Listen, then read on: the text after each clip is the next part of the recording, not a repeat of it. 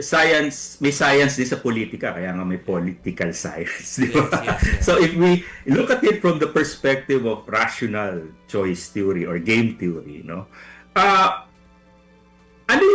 ano yung maipapangako ng minority kay Senator Loren na hindi na niya hawak ngayon with the majority? Di ba? And are the risks higher na mawawala sa kanya yung position niya ngayon kung sasama siya dun sa minority?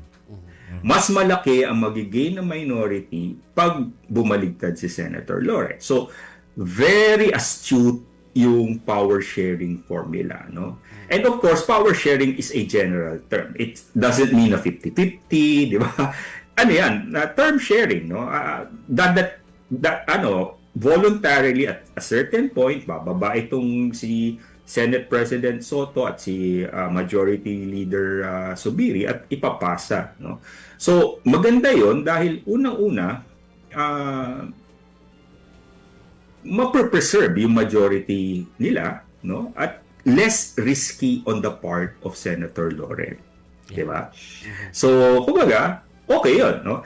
Pero, hindi nila kontrolado yung external events na mangyayari eventually. At marami pang triggers at marami pang pwedeng mangyari between now and the end of the 20th. Nakita natin yan, di ba? Nag-term sharing si Senator Drilon at si Senator Villar, no?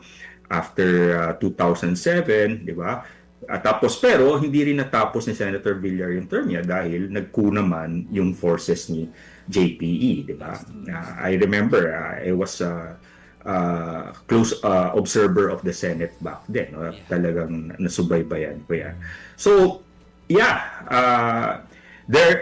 there is more at risk for Senator Loren kung sumama siya sa minority at hindi rin siya sure na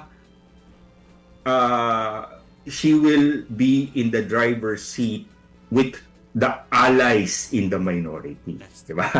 So, mas at home siya dito sa pangako kasi nga ang number one ally naman ni Senator Tito Soto ay si Senator Ping Lacson. And Senator Ping Lacson and Senator Loren Legarda have a very close political and personal relationship.